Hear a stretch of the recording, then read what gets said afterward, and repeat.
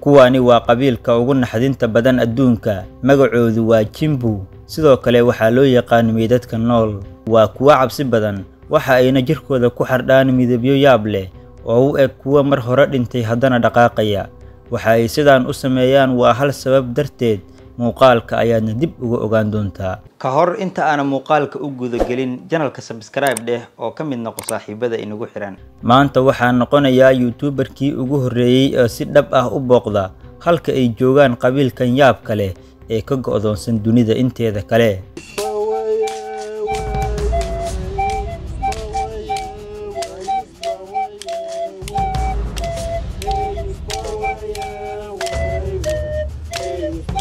Michael waa ninkan hagi doona oo kala yaqaan kaynta iyo luqadda qabiilka si aynu nafteena u badbaadsano safar dheer ayaan gali doonaa si aan ugu tagno kaymaha Baabu oo ah halka ay ku nool yihiin qabiilkan hadda Michael waxa aan weydiinayaa erayada ugu horeeya oo aan ku dhihi doono qabiilka haddii ay weerar nagu soo qaadaan sida nabadgelyo ama dagaal uma socono Yombaswara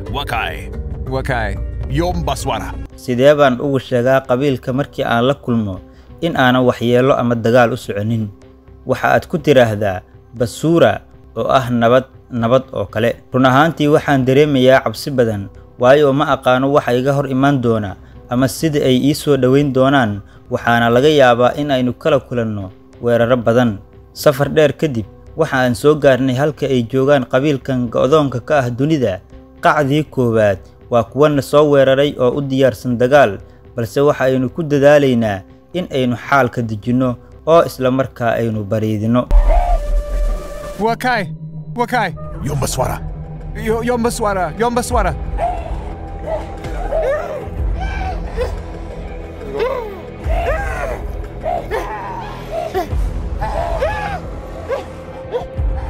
waa erayada sida nabadgelyo dagaal ma wadno oo kale balse xaalku ma sahlana nin jilicsan haddii uu halkan imaan lahaa malaha waaba miir daboolmi lahaa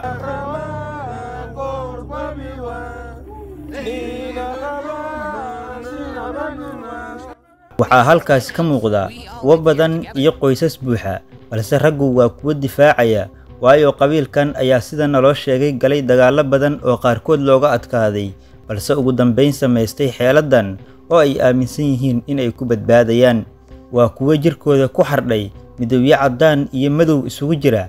kuwaas oo ay aaminsan yihiin in ay ku badbaadayaan dagaalka ay qabiilkani nagu soo qaadeen oo ah mid ay isku difaacayaan ayaana loo sheegay inay tahay xeelad cabsigelin ah taas oo markii qabiil kale uu soo weeraro uu moodi jiray dagaalyahanadoodii noolaa oo dhintay in ay mar kale weerarayaan oo ruuxdoodii ay dib u soo noolaatay halkaas ayayna qabiilada kale ka baqi jireen isla markaana ay dib uga guran jireen mar uu xaalkeenu bariga dhexe yahay isla markaana aynu aad uga walwalsannahay waxa halkani ka socda ayaa mid igu yiri hawalwelin kuma dili doono balse way uga adkeed inaan warkiisa aamino mid ayaa hadda gacantii ahaya oo isii jiidaya waana arrin cabsi badan ma aqaano waxa aan kala kulmi doono haddii aan gudaha galo waxa uu ii sheegayaa inay kuwani yihiin dadkiisa oo aana ka baqin balse aan barto markii uu gabalku dhacay ifkuna uu madoobaaday waa habeene waxa kaliya ee iftiinka ay ka dhigtaan waa dabka oo habeenkii ay shitaan halkan waa guryahooda waxay ii sheegeen inaan iska ilaaliyo ruuxda halkan joogta balse aana anigu arki karin sidoo kale halkaasi waxaan ku arkay agabka ay u adeegsadaan ugaarsiga sida fallaaraha iyo qaansada oo ay halkani aad ugu isticmaalaan si ay ugu soo dhacsadaan quudkooda kuwani waa agabka hidaha iyo dhaqanka ay u adeegsadaan kuwaasi oo ay ka dhaxleen qaarkood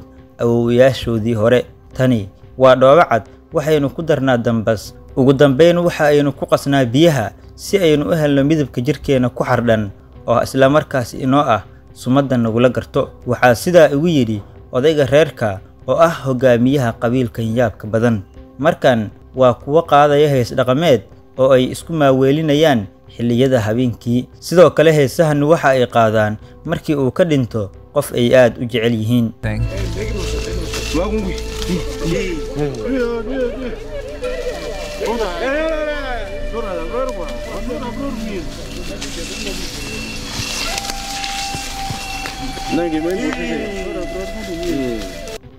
qaar ka mid ah qabiilada halkan ku nool waxa ay iska gooyaan qaybo ka mid ah jirkooda markii uu dhinto qof ay jecel yihiin sida faraha, dhagaha, iyaga oo ixtiraamaya qofkii dhintay ruuxdiisa inaysan dib u raacin iyaga. waxyaabaha kale ee yaabka badan ee ay aaminsan yihiin qabiilka Jimbu ayaa ah in haddii qof iyaga ka mid ah uu dhinto ay ruuxdiisu aado meel kale, waxa ayna u sameeyaan xaflado si ay u hoggaamiyaan nafta uguna baryaan in uusan mar dambe u soo noqon dunidan dhibka badan oo uu ka badbaado sharka. They love to sing, huh? When a loved one dies, some people cut off a finger or an ear out of respect and to keep their spirit from attacking. Do you ever try to reach out to loved ones who've passed away? No, we're actually scared they might do something to us. Something curious that characterizes the chimp. Hadda waxaa la gaaray saqdi dhexe ee habeenka barkiina wuu tegey. waxaa bilaabatay xaflad ay si joogto ah u dhigtaan si ay u soo xasuustaan dadkii dhintay, balse hawshu xaggayga ma sahlana, waana mid cabsi badan. waxa ay noo sheegeen in hadda ruuxdoodii la nadiifiyey, markaana caleemaha lagu rido dabka si loo barakeeyo loona aqbalo ducadooda.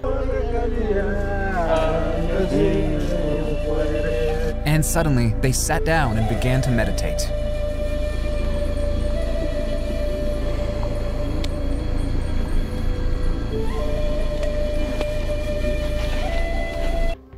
si lama filaan ah ayay u fariisteen, waxa ayna bilaabeen fikir iyo dheeldheel. qabiilkan ayaa qabiilada qaar ee keyntan ku nool uga duwan in ay la wadaagaan wax kasta oo ay dareemayaan dadka kale, qaybo ka mid ah caadooyinkooda yaab kale iyo sidoo kale dhaqamada yaab kale ee ayaga u gaarka ah. runtii waxaan dareemayaa in hadda cabsidii iga yaraatay oo aan la falgalay dhaqamadooda. markan waxaan aadnay meel ka baxsan guryaha carruurta iyo haweenku ay joogaan, waxaana markan showraya ragga qabiilka si loo go'aamiyo qorshaha xiga. markan waxaa lay diyaarinayaa in lay mariyo midabka qabiilkan jirkooda ku xardhan ee isugu jira midowga iyo caddaanka, kana turjumaya ruux hore oo dhimatay oo dib u soo noolaatay. waana arrin cajiib ah, sidoo kale waa arrin waajib kuga ah haddii aad soo booqatid qabiilkan si ay u ogaadaan in aadan ahayn mid dhib ku wada, isla markaana aad noqotid qaybo ka mid ah dadka ay jecel yihiin.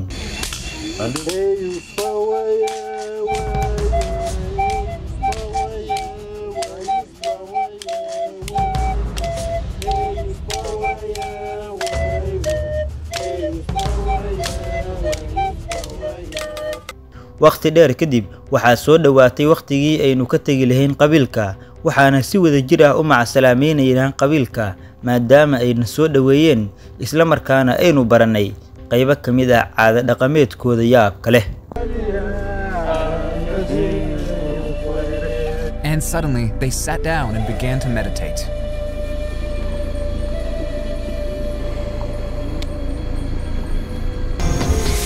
daawade haddii aad halkan nala soo gaartay ha iloobin inaad muuqaalka like saartid, channelkana aad subscribe dhahdid, isla markaana aad ka mid noqotid saaxiibada inagu xiran. waxaynu halkan ku soo gudbin doonaa sheekooyin iyo muuqaalo xiiso badan. mahadsanidin.